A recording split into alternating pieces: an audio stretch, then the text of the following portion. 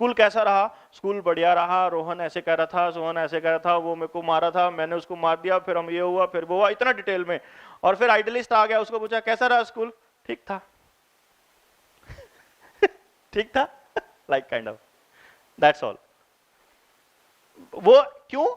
क्योंकि वो महसूस करते हैं कि जो पूछना चाह रहे हैं वो बताने लायक है, इतना इतना खास है नहीं कि मैं बताऊं उसको, डिस्कशन करूं। फिर इनकी धीरे धीरे ये आइडियलिस्ट जो हैं, जैसे हालांकि क्या होता है, बचपन में सारे बच्चे एक जैसे ही दिखते हैं बात करने में, उनमें फर्क नहीं देख सकते आप, लेकिन आइडियलिस्ट धीरे धीरे ऐसे हो जाते हैं कि वो बहुत कैलकुलेटेड बात करते हैं। सेम बात बतानी है, बहन को कुछ और बताएंगे, पापा को कुछ और बताएंगे, और मम्मी को कुछ और बताएंगे।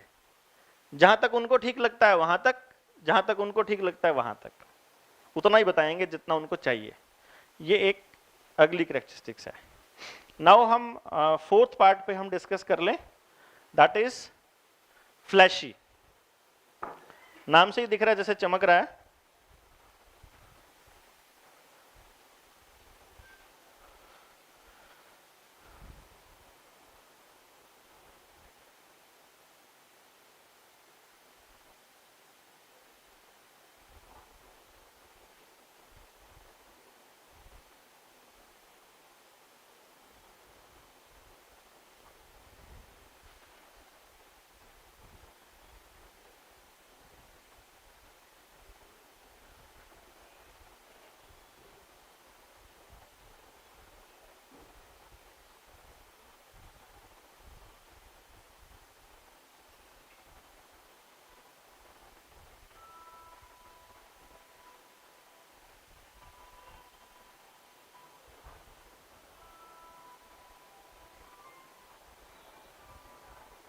जी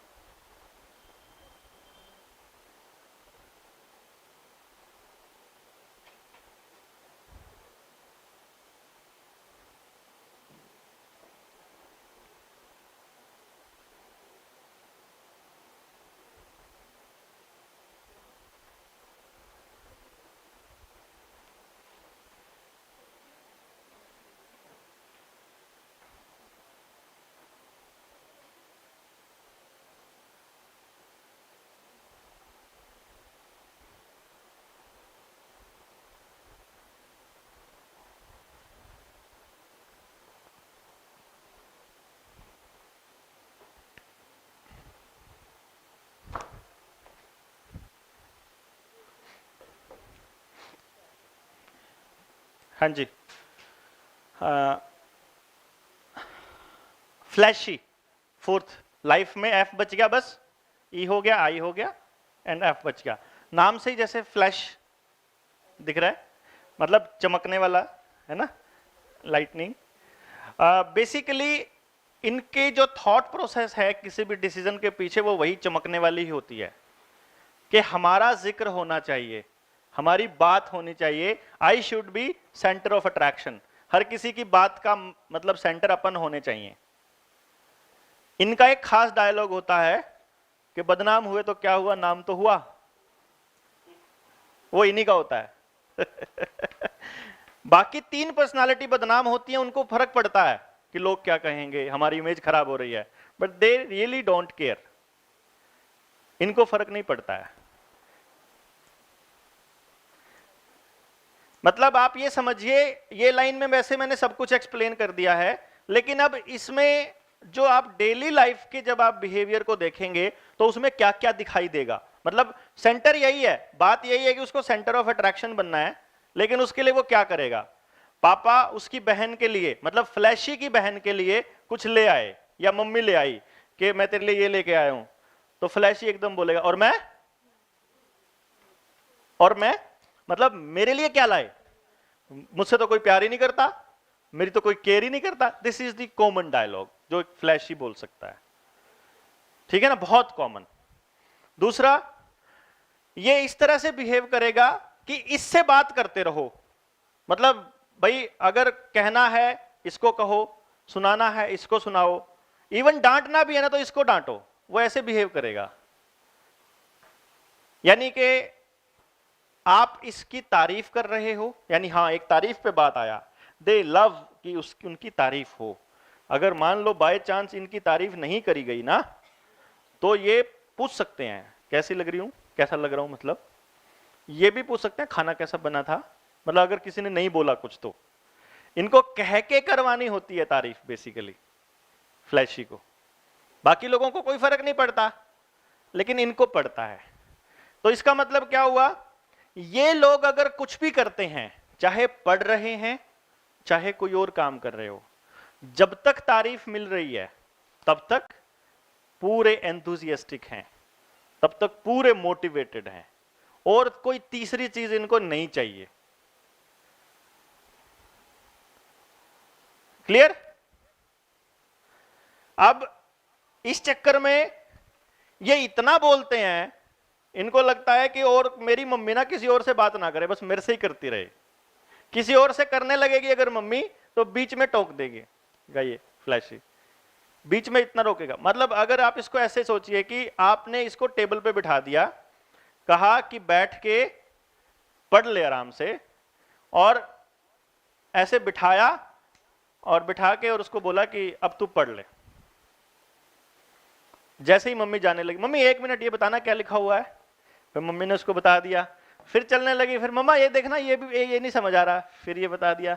3-4 बार अगर इस तरह की एक्टिविटी, फिर मम्मी कहेगी तो एक काम कर चुपचाप बैठ के ना पढ़ ले, जब तक ये पूरा ना हो ना तब तक आवाज नहीं लगानी।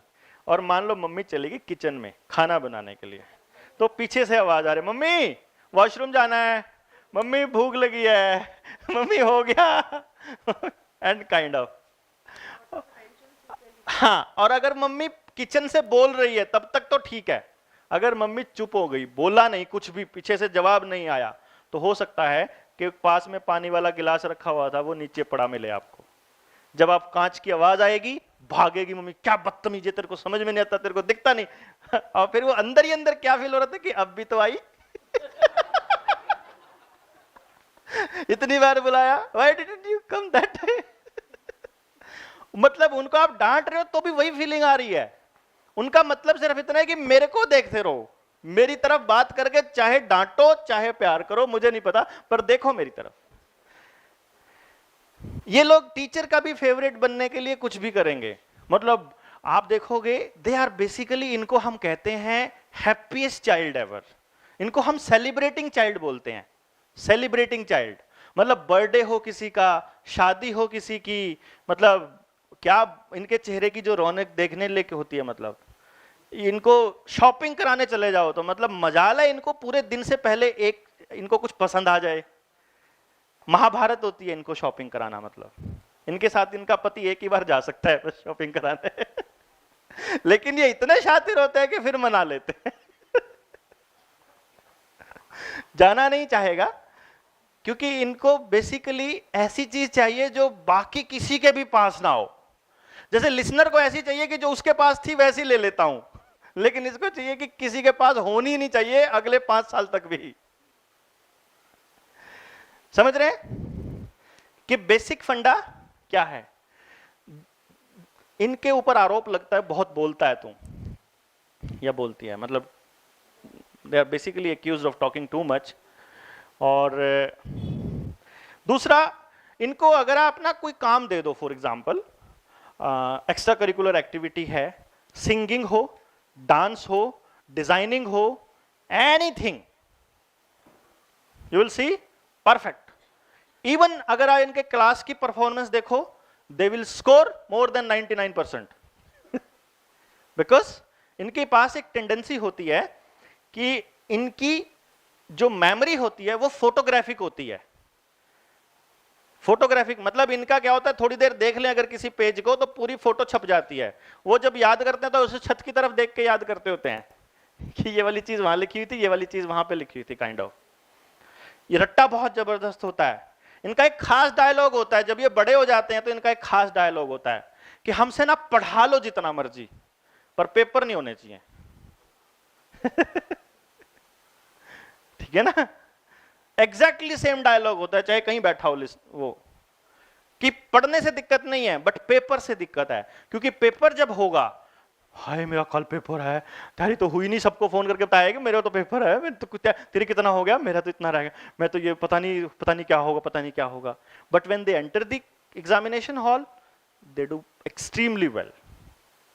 उससे पहले इनकी जो घर में कोई आना होता है, मान लो फ्लैशी घर की मालकिन है फॉर एग्जाम्पल, और हस्बैंड ने फोन कर दिया कि कल डिनर पे मेरे फ्रेंड आएंगे, शी विल ट्राई कि एवरीथिंग शुड बी परफेक्ट, कोई शिकायत का पहले नहीं बताते हो, पता नहीं क्या होगा, कब आएंगे, किस टाइम आएंगे, काइंड ऑफ लाइक।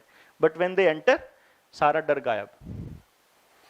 इनकी दूसरी आदत एक होती है शिकायत, मतलब हर किसी की शिकायत। ये ऐसा भी कर सकते हैं, कोई शिकायत करने को नहीं मिल रहा है, कि भाई को थप्पड़ मार के बोले कि मम्मी ये मार रहा है मम्मी बोले कब मैंने कब मारा, कहते नहीं मारा नहीं, अब मारेगा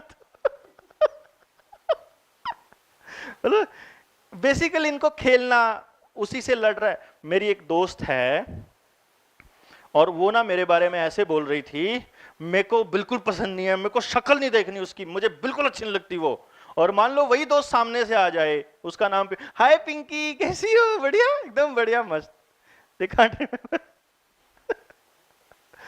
ये इनका खास बिहेवियर है कि आप उसी के बारे में कंप्लेंट कर रहे हो, बट वही पर्सन जब सामने आ रहा है तो you are more than happy. तो आपको समझ नहीं आएगा कि ये असल में मतलब कौन सा बिहेवियर वाला है। इनको हम बेसिकली नेचुरल एक्टर्स बोलते हैं, दे आर नेचुरल एक्टर्स।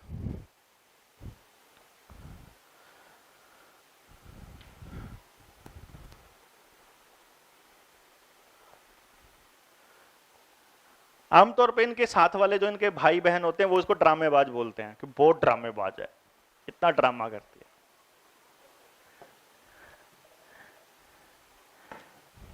और actually they are meant for dramas. ऐसे बच्चे स्कोर करने में 100% स्कोर करते हैं। देखिए कमाल, देखिए आप इनका, मैं इसलिए कह रहा हूं क्योंकि इन्हीं के अंदर आपकी, जब आप अपने पेरेंट्स को जब आप बताएंगे ना, मैं आपको, जैसे मैंने आपको शुरू में बताया कि एफिशिएंट जो पर्सन था उसका एनर्जी लेवल हाई होता है, उसकी मां आपको शिकायत बताएगी ये टिकता ही नहीं है, तो आप उसको सोल्यूशन बताओगे कि आपने टिकना ही नहीं देना समझ रहे हैं आप? उसका जो बिहेवियर है वही उसकी समस्या है और वही उसका सोल्यूशन है एक्चुअली। हम लोग क्या करते हैं कि प्रॉब्लम को प्रॉब्लम मानना शुरू, वो एक्चुअली प्रॉब्लम नहीं है, वो उसकी खासियत है। अब ये वाला बच्चा जो है जिसकी मैं बात कर रहा हूं, एक तो था वो एफिशिएंट जिसने टारगेट चूज कर लिया और उसके बिना उसको नींद नहीं आ रही है, उसके लिए तो वो डायलॉग बढ़िया है कि सपने वो होते हैं जो हमें सोने नहीं देते, ये उसी के लिए है बस, खाली एफिशिएंट के लिए। दूसरे वाले तो सपना लेके वापस की दूसरा सपना लेने के लिए सो जाते हैं। ये जो फ्लैशी है ना, ये ऐसा है, इसने टेबल टेनिस ज्वाइन किया और डिस्ट्रिक्ट लेवल पे मेडल आ गया, या लॉन टेनिस ज्वाइन किया या फिर बैडमिंटन ज्वाइन किया और मेडल आ गया। मेडल आने के बाद आप घर गए, अगले दिन तैयार होना है कि चल चलते हैं, कि नहीं मम्मी बैडमिंटन नहीं करना, अब कुछ और करना है, नाउ समथिंग एल्स। एक मेडल में तेरा स्टेट मेडल आ गया बेटा, तू नेशनल खेल सकती है, ये नहीं इसमें खेलेंगे। दूसरे में खेलने जाओ वहां भी नेशनल लेवल का प्लेयर, तीसरे में जाओ वहां भी नेशनल, आर्ट करने जाओ वहां भी नेशनल, म्यूजिक भी अल्टीमेट, डांस भी अल्टीमेट, क्लास में पढ़ाई में भी अल्टीमेट, सब कुछ बहुत बढ़िया है इस बच्चे का। फ्लैशी पर्सनालिटी, क्योंकि दिक्कत क्या है, जिसको आप आईक्यू कह रहे थे ना मैम, और जिसको हम लोग आईक्यू मानते हैं, वो बेसिकली मल्टीपल इंटेलिजेंसेस का टोटल होता है। और हमारे ब्रेन में 8 हिस्से ऐसे हैं, मतलब 10 लोब हैं हमारे ब्रेन के, अगले 2 को छोड़ के जो पीछे वाले 4 हैं वो 8 की 8 इंटेलिजेंसेस को एक्सप्लेन करते हैं अपने को, मतलब यही इन्हीं में सारा एक्सप्लेनेशन है। फ्लैशी की खासियत यह है, मैक्सिमम टाइम फ्लैशी के, अच्छा उनमें जो इंटेलिजेंसेस कैसे डिक्लेयर होती है इसका सोल्यूशन, क्योंकि अब जो नेक्स्ट जो हमारा टॉपिक है वो यही है कि मल्टीपल इंटेलिजेंसेस और बच्चे की काबिलियत ये कैसे पता लगेगी और कैसे बताएंगे हम माँ बाप को, and then what is our task. तो इसको थोड़ा सा एक्सप्लेन करने के लिए आपको थोड़ा स्ट्रक्चर समझना पड़ेगा कि ब्रेन का स्ट्रक्चर कैसे है। मैं बिल्कुल देसी भाषा में समझाऊंगा, हम कोई मतलब साइंटिफिक लैंग्वेज में नहीं जाने वाले। हमारे पास इस तरह के, समझ लो ये लोब्स हैं ब्रेन के, समझो कमरा है हमारा, एक कमरा, 10 कमरे हैं अपने पास, 10 लूप हैं एक तरह से, वहां पे न्यूरॉन्स हैं। न्यूरॉन्स समझो हमारे सिपाही, ताकत मतलब दिमाग की ताकत समझ लो ना। उस न्यूरॉन का काम है इंफॉर्मेशन स्टोर करना। भाई कोई भी बात हमें बताई, वो स्टोरेज, जैसे कंप्यूटर के अंदर हमने कुछ लिखा तो वो सब कुछ स्टोर होता रहता है, जब भी जो फाइल चाहिए होती है उस पर क्लिक किया और वो फाइल बाहर निकल आती है। सेम इज द केस, जो देख रहे हैं, जो सुन रहे हैं, जो सूंघ रहे हैं, जो भी चाट रहे हैं, खा रहे हैं, पी रहे हैं, बोल रहे हैं, जैसा भी फील कर रहे हैं, everything is going in the brain in terms of data, bits की फॉर्म में वो जा रही है जैसे कंप्यूटर में जाता है। कंप्यूटर में फर्क और हमारे में फर्क इतना है कि कंप्यूटर में आपके वही स्टोर होगा जो आप एंटर करोगे कीबोर्ड से, कुछ और नहीं जाएगा। हमारे यहां क्या है, आप करो ना करो, जो देख रहे हो वो जा रहा है, वो जाके स्टोर हो रहा है, मतलब आप वो सब कुछ स्टोर हो रहा है अंदर, एवरीथिंग। मतलब जितने मैं कदम चल रहा हूं, ये कदम की काउंटिंग करके भी दिमाग स्टोर करके रख रहा है पीछे, इतना चला था वो। जैसे अपने पास जितने भी बाहर गैजेट्स है ना, सब अंदर है समझो। वो सारी कैलकुलेशंस जो अंदर होती हैं वो काम करता है न्यूरॉन्स, और न्यूरॉन्स हमारे पास हैं 1000 करोड़ न्यूरॉन्स हैं हमारे पास पूरे ब्रेन में, ठीक है। और एक न्यूरॉन की कैपेसिटी 10 लाख कंप्यूटर के जितनी है। मींस आप अपनी कैपेसिटी का अंदाजा लगा सकते हो कि वो अनलिमिटेड है। जिसको अनलिमिटेड टीचर्स कह रहे थे, अनलिमिटेड कैपेसिटी, वो ये कैपेसिटी है। यानी कि कोई भी दिमाग, कोई भी बच्चा कोई भी काम कर सकता है, कोई दिक्कत नहीं है। ये वो डायलॉग है जो माँ बाप बोलते हैं कि उसके भी तो 4, उसके भी तो 2 हाथ हैं, तेरे भी 2 हाथ हैं, सबका दिमाग बराबर होता है। ये काइंड ऑफ दिस, कि चाहे किसी का आईक्यू कम हो मैम, चाहे किसी का आईक्यू ज्यादा हो, चाहे किसी की इंटेलिजेंस कम हो, किसी की ज्यादा हो, कोई भी काम हर बच्चा कर सकता है। लेकिन अब नेक्स्ट पार्ट आता है कि जब वो रैंडम डिस्ट्रीब्यूशन है कि 10 हिस्से हैं हमारे पास ब्रेन के, 10 हिस्सों में करोड़ों न्यूरॉन्स ऐसे करके हमने थ्रो कर दिए, रैंडम डिस्ट्रीब्यूशन हो गया, तो कोई से 4 हिस्से एवरेज से ज्यादा हैं। भाई हम 100% को मान लेते हैं, 100 हमने ये मान के लेते हैं कि 100 न्यूरॉन्स हैं हमारे पास, हमने वो ऐसे करके थ्रो कर दिए, सब में चले गए, वो लूप बंद हो गया, एनर्जी लेवल बंद हो गया, जो एवरेज आई 12.5। अगर 100 को 8 जगह डिवाइड करेंगे तो 12.5 एवरेज आई। तो यानी जिसके पास 12.5 से ज्यादा न्यूरॉन्स हैं, उस जगह पे सोल्जर ज्यादा है, उस जगह पे एनर्जी ज्यादा है। यानी उस जगह से मिलता जुलता काम करेंगे तो अपने आप ही करने का मन करेगा, और जहां ऑलरेडी सोल्जर्स कम है वहां जोर ज्यादा लगेगा। यानी स्टेबल को सरकाना है तो इस पे डिपेंड करेगा कि जो सरकार है उसकी ताकत कितनी है। बुलडोजर को सरकाना है, 4 आदमियों को सरकाना है, या एक 2 साल के बच्चे को सरकाना है, या एक चींटी को सरकाना है, ये समझ लो आप। यानी ताकत कितनी है अपने दिमाग में, और वो काम कर रहे हैं तो जोर ज्यादा लगेगा, मन भी नहीं करेगा करने का। लेकिन अगर हमारे पास वहां फुल एनर्जी लेवल है, वही काम कर रहे हैं, तो जोर भी कम लगेगा और आनंद भी खूब आएगा करते हुए। समझ रहे हैं ना। अब इसको सरकाने के लिए मुझे क्या जोर लगाना पड़ेगा, मेरी हाथ में है इतनी ताकत। क्लियर ना। अब क्या होगा कि जो ये फ्लैशी बच्चे होते हैं जिनकी हम बात कर रहे थे, जो थोड़ी देर पहले कह रहा था, इनकी खासियत क्या है कि 10 न्यूरॉन्स में एनर्जी का डिस्ट्रीब्यूशन हुआ, और वो जो सर्किट बनते हैं अंदर जो कंप्यूटर पे, वो सर्किट नहीं बनते, और वो जो लोब है वो बंद नहीं होता, वो खुला रह जाता है। ये फर्क है। समझ रहे हैं आप बात को। अब खुला रहने से क्या होगा, 10 के 10 लोब या 4 लोब या 5 लोब ओपन है। ओपन है का मतलब अब कोई भी काम करेंगे, जैसे अभी इंटेलिजेंसेस आएंगे तो आपको समझ में आएगा कि क्या मतलब है। कोई भी काम करेंगे उससे रिलेटेड जो लोब हैं, यानी जहां जो एनर्जी चाहिए, वो सारी एनर्जी वहीं आ जाती है ऑटोमेटिकली। तो वो एकदम उसकी परफॉर्मेंस बहुत टॉप की होती है। फिर इंटरेस्ट दूर इसलिए चला जाता है क्योंकि उसे दूसरी चीज में भी इंटरेस्ट आ जाता है।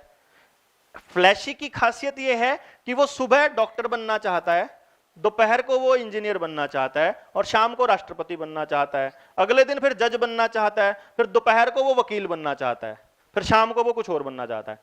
उसको ये तो पता है कि मैंने टीचर नहीं बनना बस, उसको ये तो पता है कि मुझे नौकरी नहीं करनी बस, उसको ये नहीं पता करना क्या है, लेकिन इतना पता कुछ बड़ा सा करना है, टोर होनी चाहिए अपनी जबरदस्त, मतलब टोर मतलब वही सेंटर ऑफ अट्रैक्शन कहने का मतलब कि लोग उसको देखें। तो वो जितने काम कर रहा है बेसिकली, अब भाई एक उसने बैडमिंटन ज्वाइन किया था, बैडमिंटन ज्वाइन करके उसने नेशनल लेवल का एक मेडल ले लिया, अब उससे ऊपर मेडल नहीं आता तो अब कहीं और लेते हैं ना। ये वाले लोग बार बार यही तारीफ करते रहेंगे, क्या फायदा, अब कहीं और से तारीफ लेते हैं, because he can do anything, क्योंकि उसके वो लोब खाली पड़े हैं, उसके पास एनर्जी लेवल ओपन है, he can go anywhere, he can do anything. लेकिन इसका ड्रॉबैक ये है कि वो एक चीज पर नहीं टिकेगा कभी भी। यानी इफ यू विश कि तू बेटा एक चीज को फोकस कर ले, एक काम कर ले, तो कुछ भी कर ले, एक गेम खेल ले और ये कर ले, ही विल नेवर एवर डू। नहीं, फोकस्ड है वो अपने काम में, फिक्स्ड नहीं है, फिक्स्ड नहीं है, उसको हर काम करना है बेसिकली। और अगर मैं ये कहूं कि ऐसी जिंदगी सिर्फ एक ही जगह पॉसिबल है, and that is drama world, acting world. They are natural actors. मैंने बताया शुरू में ही, ये सिर्फ एक्टिंग के लिए बने हैं, एंटरटेनमेंट के लिए बने हैं और किसी चीज के लिए नहीं बने। उस चक्कर में आप इनको जितना चीजें सिखा सकते हो सिखाते रहिए, ये उनका इस्तेमाल फिर उस वर्ल्ड में यूज करेंगे। अगर आप इनको नेशनल स्कूल ऑफ ड्रामा देते हो, इनको अगर आप एक्टिंग क्लासेस देते हो, इनको आप म्यूजिक क्लास देते हो, डांस क्लास देते हो, they will be more than happy. सुबह कुछ कर रहे हैं, दोपहर को कुछ, शाम को कुछ। पढ़ाई से रिलेटेड कोई भी काम पेपर से अगले दिन तक भी नहीं रहता। पेपर मतलब 3 घंटे का पेपर है, 12 बजे तक पेपर है, 9 से 12, 12 बजे सब भूल जाते हैं। ये आप घर आकर के पूछे, हो गया बस, अब नहीं आता कुछ भी। अपन ने सिर्फ पेपर के लिए याद किया था, जिंदगी के लिए नहीं याद किया था। और यही कारण है। और यहां दिक्कत यह है, हमारे यहां आईआईटीज में भी इन्हीं बच्चों का सिलेक्शन होता है, हमारे यहां पीएमटी में भी इन्हीं बच्चों के सिलेक्शन होते हैं मैक्सिमम, हमारे यहां हर जगह इन्हीं के सिलेक्शन होते हैं। They are not meant for this.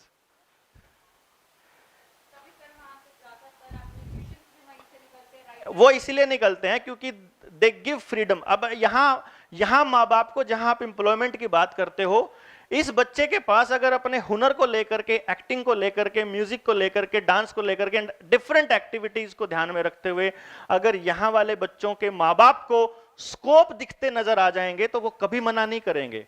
कोई माँ बाप नहीं चाहता अपने बच्चों को किताबों के अंदर रगड़ के रखो, स्पेशली इन बच्चों के माँ बाप को पता लगने के बाद, क्योंकि ये बच्चे पढ़ने के लिए बने ही नहीं है। ये नोवेल तो पढ़ने के लिए बने हैं, पर नोवेल को पढ़ के सुनाने के लिए नहीं बने।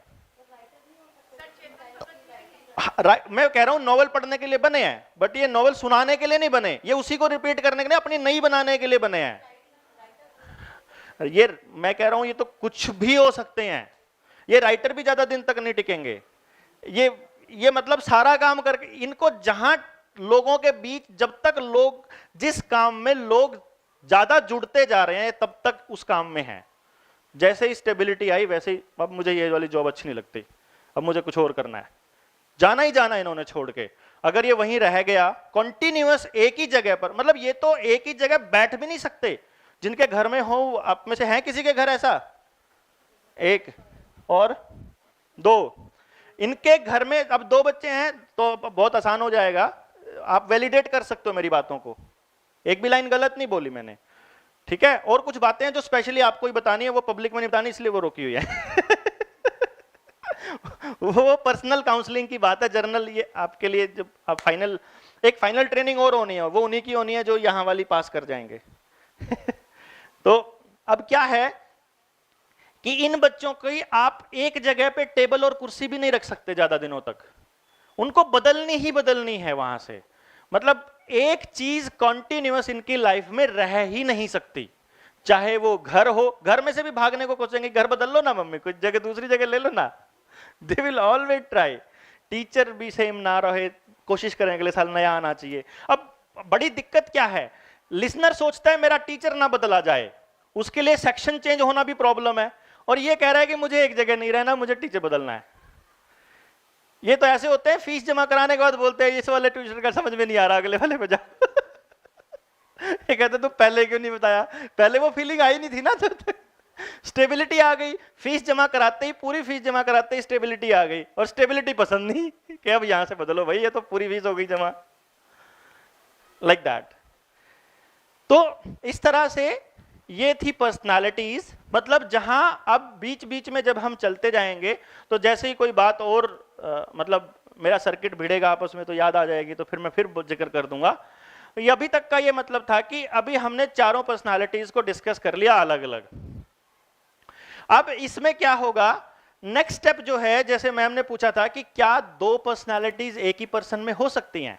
Yes, it is very much possible, क्योंकि अदरवाइज चार ही तरह के थोड़ी लोग होंगे दुनिया में, ये कॉम्बिनेशन तो कुछ भी हो सकता है ना। तो अगर मान लीजिए एक पर्सनालिटी जो घर में है, इंट्रा वाली, वो लिसनर है, और बाहर वाली एफिशिएंट है, तो मतलब घर वाले सोचेंगे कि इतना बुद्धू है ये, बाहर जाते ही वो मतलब अपने आप में हीरो बन जाएगा। या अगर एफिशिएंट घर में है और बाहर लिसनर है, तो तू घर में तो बड़ा मतलब रहता, किसी की मानता ही नहीं, बाहर तू मतलब कुछ भी नहीं करता, बाहर जो लोग कहते हैं वही करता है ना। मतलब ये किस पे डिपेंड करेगा कि वो कैसे बिहेव करेगा? ये उस चीज पे बिहेव करेगा कि वो बच्चा है कहां, उस वक्त बैठा कहां है, घर में बैठा है कि घर से बाहर बैठा है, और दूसरा जिससे बात कर रहा है वो कौन है।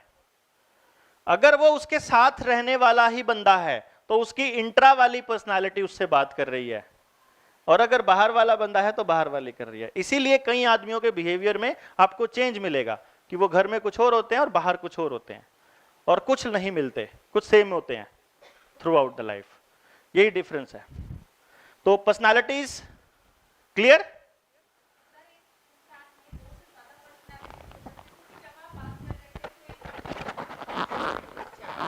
नहीं, एक्चुअली क्या होता है कि उसमें जिसमें आपको 3 या 4 या ज्यादा नजर आ रही है ना, वो मोर प्रोबेबली या तो लिसनर है या फिर फ्लैशी है। लिसनर कॉपी कर लेता है, और फ्लैशी को तो ड्रामे करने होते हैं, उसको तो ड्रामे से मतलब है, उसको और कोई मतलब नहीं।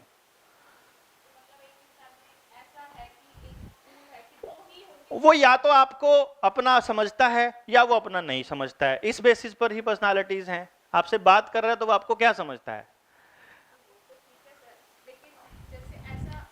वैसे तो जो आपका सवाल है उसका सही जवाब तो ये है कि एक इंसान में चारों होती हैं, हम सब में चारों होती हैं।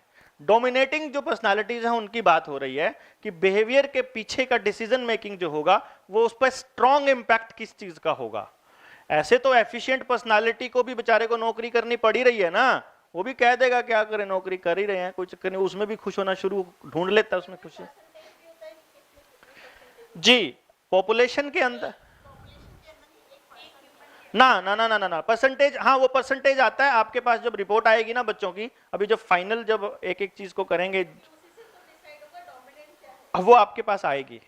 पर्सनालिटीज में कुछ डोमिनेशन नहीं है, पर्सनालिटी तो बिहेवियर को बेसिकली डिसाइड कर रही है। यहां जो अभी तक हमने पढ़ा है ना वो है बिहेवियर, और बिहेवियर कम या परसेंट ज्यादा कम का तो कोई सीन ही नहीं है भाई। वो जिससे बात कर रहा है उसके साथ वो एफिशिएंट बात कर रहा है, बाहर वाले से कौन सी पर्सनालिटी बात कर रही है, तो परसेंटेज का इसमें रोल नहीं है, बस ये है कि कौन सी पर्सनालिटी है। हाँ, पर्सन टू पर्सन ना, चारों के लिए अलग अलग बिहेवियर उनका होगा जो आइडियलिस्ट हैं, सबका नहीं होगा। जैसे लिसनर्स हैं, उनका बिहेवियर घर में 4 आदमियों से अलग अलग नहीं हो सकता, कभी भी नहीं हो सकता। एफिशिएंट का भी नहीं हो सकता, एफिशिएंट ने नहीं मानी तो नहीं माननी। अब पापा के सामने आके डर के मारे बोल नहीं रहा, इसका यह मतलब नहीं है कि पापा से सहमत हो गया एफिशिएंट, वो सिर्फ चुप है। वो उसकी स्मार्टनेस है अपने बिहेवियर को शो करने की, दिमाग में उस विरोध को रोक नहीं सकता वो। उसका दिमाग में अगर ये आ गया मैंने नहीं माननी है, अभी ठीक है तू पढ़ ले बैठ के, अब उसको उसका पापा जबरदस्ती किताब के सामने बिठा सकता है, पढ़ा नहीं सकता। लेकिन अगर आप जबरदस्ती लिसनर को बिठा दोगे पढ़ाने के लिए, वो पढ़ लेगा। एफिशिएंट को जबरदस्ती नहीं पढ़ा सकते आप। तो पापा के मम्मी के सामने एफिशिएंट ये बोल सकता है कि मैं नहीं करता जाओ, पापा के सामने नहीं बोले क्योंकि हो सकता है थप्पड़ आए, तो वो अगले बिहेवियर को मॉडिफाई किया है उसने, थॉट नहीं रोक सकता वो अंदर कि मैंने नहीं पढ़ना। एफिशिएंट को ऐसे हैं घर में स्कूल में भी हैं। मैं मेरे ख्याल से इसका जवाब दे चुका हूं कैसे करा सकते हैं। देखो इसका अगर थोड़ी स्मार्ट वे में जाएंगे, that was a good question. अगर थोड़ा स्मार्ट वे में जाएं कि जैसे एफिशिएंट को मोटिवेट करना है, किसी एफिशिएंट के 60% मार्क्स आ रहे हैं, उसका कंपटीशन 90% वाले के साथ करने लगोगे, वो कभी मोटिवेट नहीं होगा। 60% वाले का कंपटीशन 62 वाले के साथ करवा दो। सिर्फ लॉजिक होता है, एफिशिएंट पर्सनालिटी लॉजिक से समझ में आता है। बैठ के एक दिन जैसे पेरेंट टीचर मीटिंग होती है फॉर एग्जांपल, उसमें तो खैर ओपन होती है, बट काउंसलर है जो आपका स्कूल का, वो काउंसलर एक काम कर सकता है कि ये 65% इसके मार्क्स आ रहे हैं और अभी ये एफिशिएंट है, तो क्लास के अंदर दूसरा एफिशिएंट कौन है जिसके 70 आ रहे हैं, उन दोनों के कंपेयर कर लो और वहां लाओ। वहां पे सिर्फ आपको 3-4 वो देखेंगे, जब आप थोड़ा सा एनालिसिस करके, तो आप देखेंगे कि वो मैथ्स में ज्यादा है तो फिजिक्स उसमें कम है, इंग्लिश में कम है, एक जगह ज्यादा है तो दूसरी जगह कम है। तो वो आपने सिर्फ उसको इतना लॉजिक देना है। वैसे यार इतनी सी बात है थी, अगर तेरे इन 3 सब्जेक्टों में थोड़े से हो रहा जाते ना तो इससे आगे निकल सकता था, निकल सकता है, बस उससे इतना पूछ लो। अगर आप उससे ये कहोगे ना कि तेरे को इससे आगे निकलना है, he will never accept that statement. आपको सिर्फ उससे बना निकल सकता था, वैसे निकल सकता है। अगर उसने कह दिया यहां तो समझो आपका काम हो गया। अगर वो कहेगा देखता हूं करता हूं, फिर इसका मतलब फिर स्टेटमेंट चेंज करो, कहीं और से लेके आओ फिर कुछ और। नो, ये अब आपकी स्मार्टनेस है कि आपको उसको चैलेंज ही देना पड़ेगा। Only challenge is the way of to motivate, only challenge.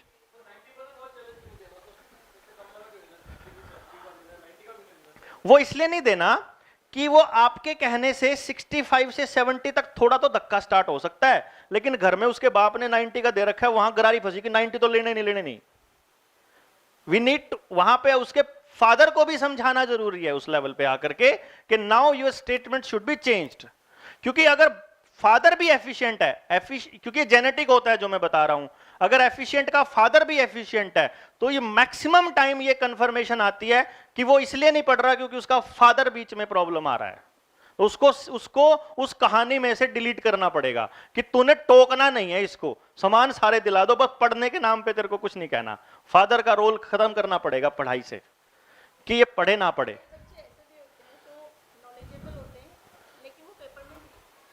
Paper में नहीं लिखते तो बताया तो है सोल्यूशन, मैंने बताया तो है। यही तो स्मार्टनेस है आपकी।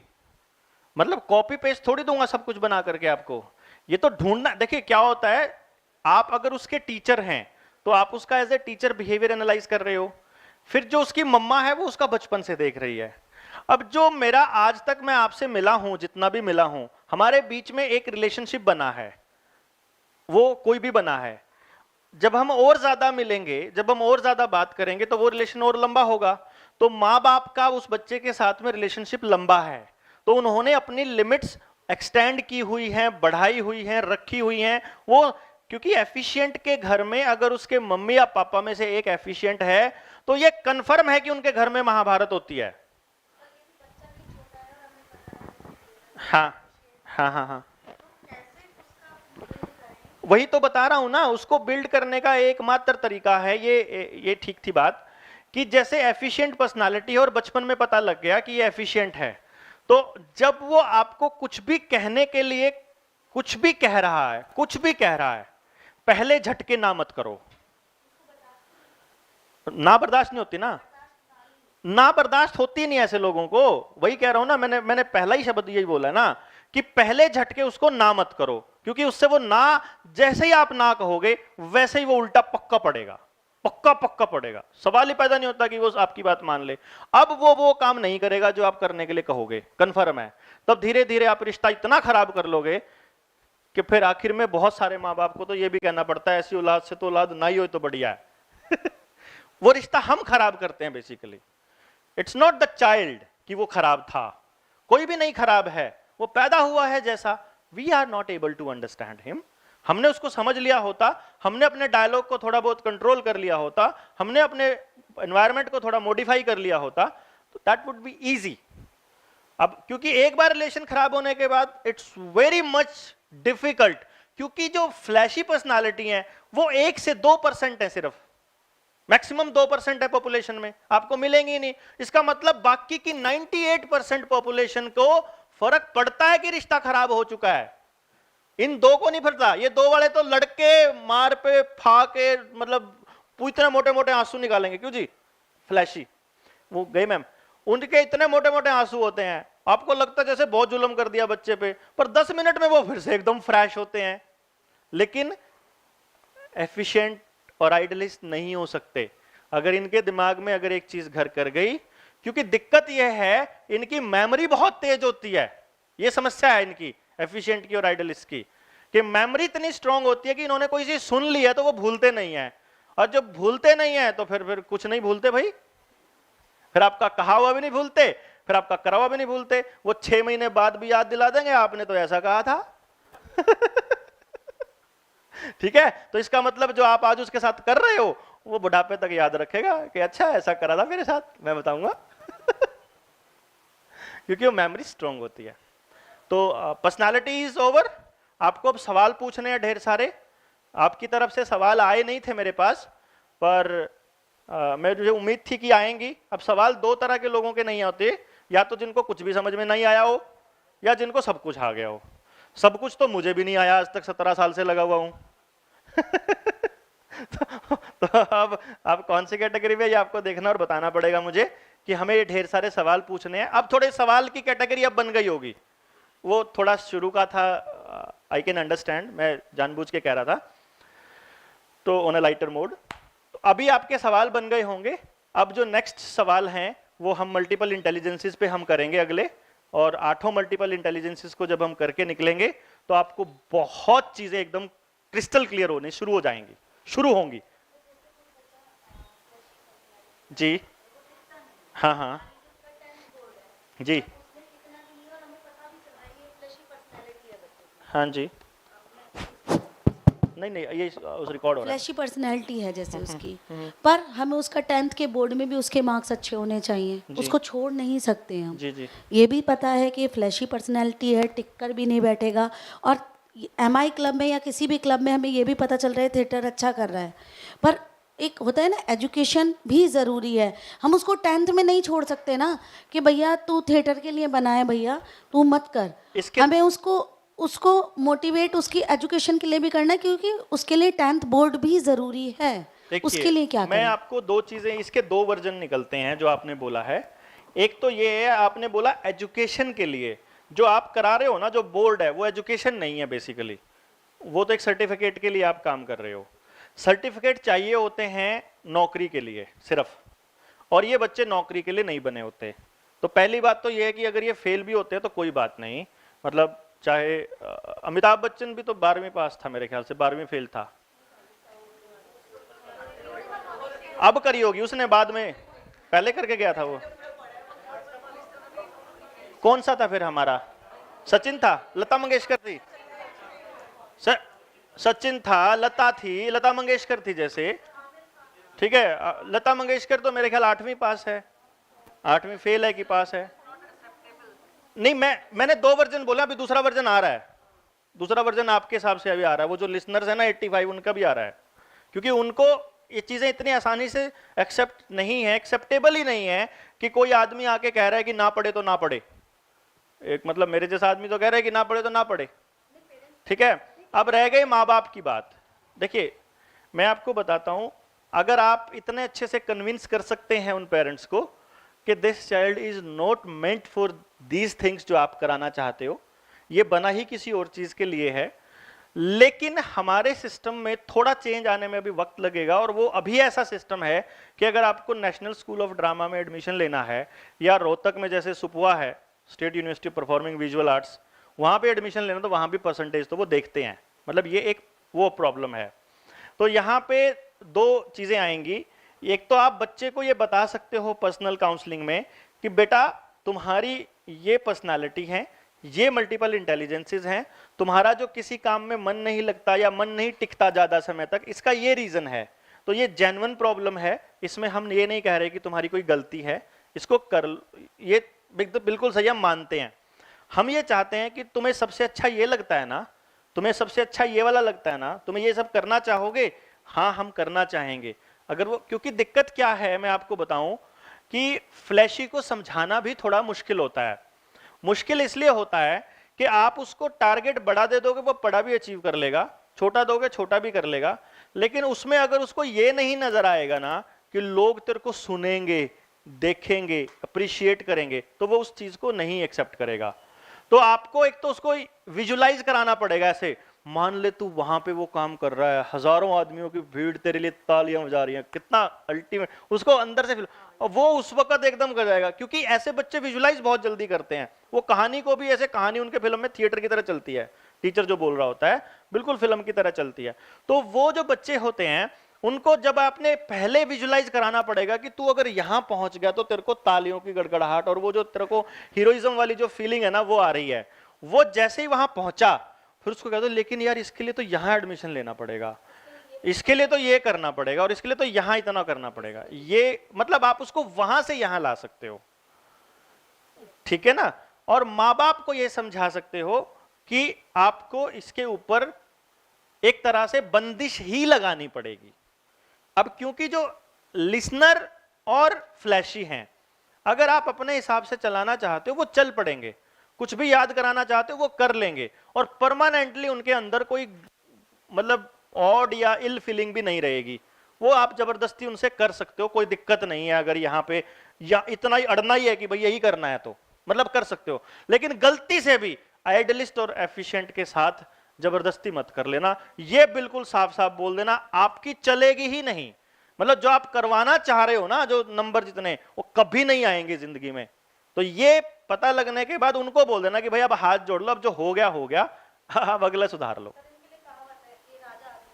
बिल्कुल, अगले राज करने के लिए बने हैं, अपनी चलाने के लिए बने हैं, ठीक है। दे आर, आप इनकी तो एस्ट्रोलॉजी पे विश्वास करोगे ना, अगर आप उनकी कुंडली दिखाओगे तो राजयोग ही मिलेगा, मतलब नेचुरली मिलेगा इनके राजयोग। राजयोग इन द सेंस ये दोस्त भी ऐसे बनाएंगे जो इनकी मानते हो, जो नहीं मानेगा तो चल आउट। ये तीन अपनी गुलामी कर रहे हैं, अपने तीनों के साथ खेलेंगे, अपन और किसी के साथ खेलेंगे ही नहीं।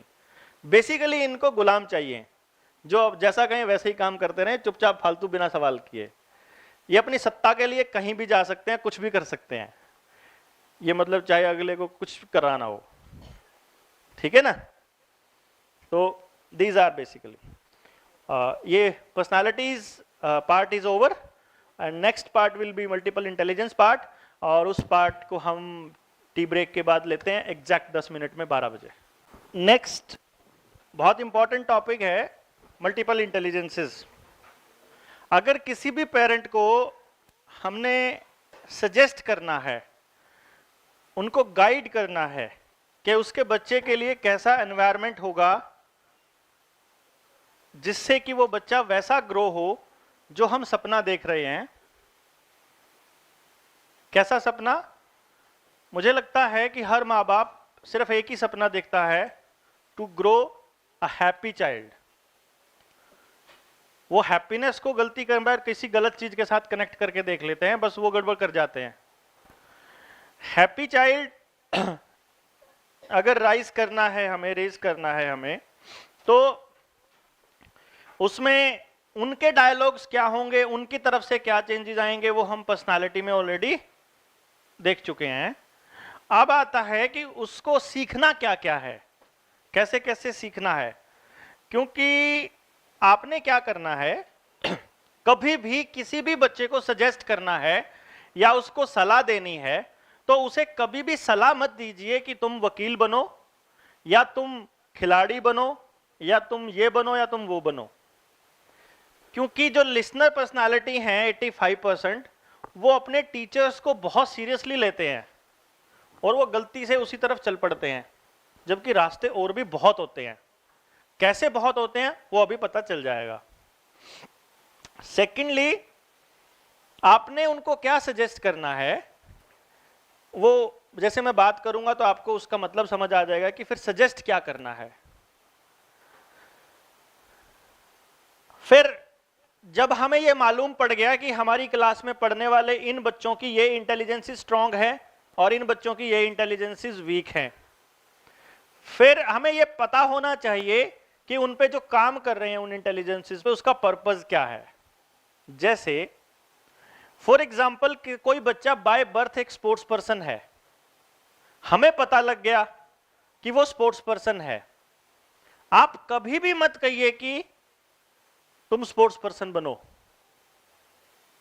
जरूरी नहीं है कि वो लाइफ में बड़ा होकर के एक स्पोर्ट्स पर्सन बन सके या रह सके, तो कोई सर्कमस्टांसेस उसको कोई ना कोई जॉब भी करने को मजबूर कर सकती हैं।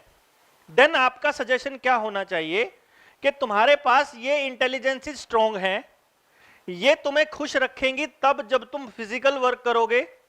इसीलिए जिंदगी में कभी भी 1 घंटा खेले बिना नहीं रहना, सोना नहीं है, यानी रोज सोने से पहले 1 घंटा खेलना जरूर है। समझ आ गई ना आपको? वो अपने आप बाकी के 23 घंटे उस 1 घंटे के इंतजार में काट लेगा खुश रह के।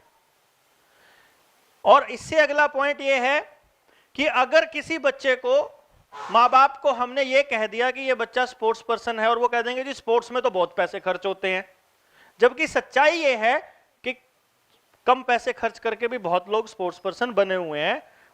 बस उनका क्या हुआ कि बचपन में बाय चांस उन्होंने ग्राउंड में जाना शुरू कर दिया, बाय चांस उनको किसी कोच ने देख लिया, बाय चांस कोच ने ही सपोर्ट करनी शुरू कर दी, और बाय चांस वो इंटरनेशनल लेवल पे पहुंच गए। That was not their effort to become a sports person. तो हमने क्या करना है, हमने सिर्फ उसके पेरेंट्स को सजेशन देनी है कि इसको हर रोज 2 घंटे पर्टिकुलर स्पोर्ट्स में जरूर भेजो। जब वो 2 या 3 साल तक लगातार जाता हुआ हो जाएगा, उसको कैच करने वाली चीजें अपने आप ऑटोमेटिकली आ जाएंगी, और तब तक उस बच्चे के अंदर भी एक फीलिंग आ चुकी होगी कि बिना खेले मैं नहीं रह सकता। जैसे सचिन एक डायलॉग बोलता था, cricket is my first love. उसने दूसरा लव करा ही नहीं, दूसरा खेल खेला ही नहीं। नहीं तो जो स्पोर्ट्स पर्सन है वो कोई भी गेम उतना ही खूबसूरत खेलता है। अब नडाल जो खेलता है वो वैसे तो फुटबॉल प्लेयर है, टेनिस खेलनी शुरू की, वहां पे भी वो मतलब ग्रैंड स्लैम 13 मार ली उसने। सो इट इज नॉट कि क्योंकि स्पोर्ट्स पर्सन, तो अब वो स्पोर्ट्स पर्सन का क्या होगा, स्पोर्ट्स पर्सन की खासियत ये है कि उसके पास फिजिकल एनर्जी खूब होती है। अब जिसके पास फिजिकल एनर्जी खूब होती है, वो किसी गरीब के घर में पैदा हो गया तो उसको दिहाड़ी करने में भी उतना ही मजा आएगा जितना स्पोर्ट्स पर्सन को खेल के आता है। ये बताऊं मैं आपको, ये बताना है बेसिकली। और जिसके पास फिजिकल एनर्जी ज्यादा है उसको रिक्शा चला के भी उतना ही मजा आएगा। तो जरूरी नहीं है ना कि वो स्पोर्ट्स पर्सन स्पोर्ट्स ही कर रहा हो, उसको ये बताना है कि तेरे को फिजिकल वर्क करना है। क्योंकि ऐसा बंदा अगर किसी के घर में नौकरी कर रहा है और उससे काम नहीं करवाओगे तो वो थोड़े दिनों में नौकरी छोड़ जाएगा कि मेरा मन ही नहीं लगता, आप काम तो कराते नहीं, खाली बिठा के रखते हो, क्योंकि उसको काम ही करना है। ठीक है जी।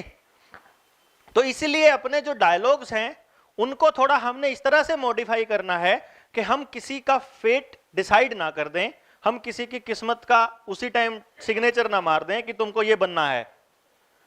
हमने सिर्फ ये बताना है कि ये इस तरह के काम करने में तुम्हें आनंद आएगा और ये वाले काम करने में आनंद नहीं आएगा। अब आनंद का कैसे है वो बता रहा हूं मैं आपको। जैसे कि अब मैंने ये 8 इंटेलिजेंसेस मैंने लिखी हैं, ठीक है, इनको आप बाद में नोट कर लीजिएगा, यहीं लिखी रहेंगी, अपन ने छेड़नी नहीं है, अभी मत नोट करने पे मत जाइए। 8 इंटेलिजेंसेस को अगर पूरे दिमाग को मैं 8 हिस्सों में डिवाइड करता हूं तो मेरे पास टोटल एवरेज 12.5 आती है। तो अब जब मैं ज्यादा कह रहा हूं ना, आगे से ध्यान रखिएगा हमेशा। देखो जो लिखने में मस्त है ना, फिर वो मेरे से सवाल यही पूछेंगे जो मैं बोल रहा हूं कि सर जी इसका क्या मतलब है, इसलिए लिखना बंद कर दिए, बात सुनिए। जब मैं ज्यादा कह रहा हूं तो उसका मतलब है 12.5 से ज्यादा, मतलब एवरेज से ज्यादा। कम कह रहा हूं मतलब उससे कम।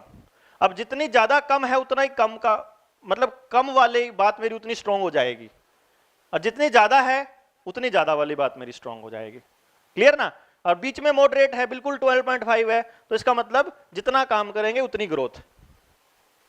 और अब जैसे मैं आपको पहली इंटेलिजेंस को डिक्लेयर वो बताता हूं डिटेल में। इंटरपर्सनल इंटेलिजेंस नाम है इसका। इंटरपर्सनल जैसे कि नाम से भी है कि इंटरपर्सन, पर्सन टू पर्सन। इसका मतलब है कि लोगों से इंटरैक्ट करने की काबिलियत, आपकी वो इंटेलिजेंस जिसकी बदौलत आप लोगों से बात करते हो, कि लोगों से बात करके आप कितना खुश रहते हो। जिसकी ये ज्यादा है उसको लोगों से बात करने में खूब आनंद आएगा, और जिसकी ये कम है वो अकेला रहने में ज्यादा खूब आनंद आएगा।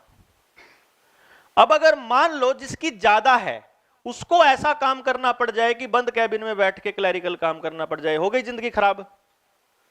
और जिसकी कम है उसको सेल्समैन लगा दो, टीचर लगा दो, डॉक्टर लगा दो, या कहीं रिसेप्शन पे लगा दो, हो गई जिंदगी खराब।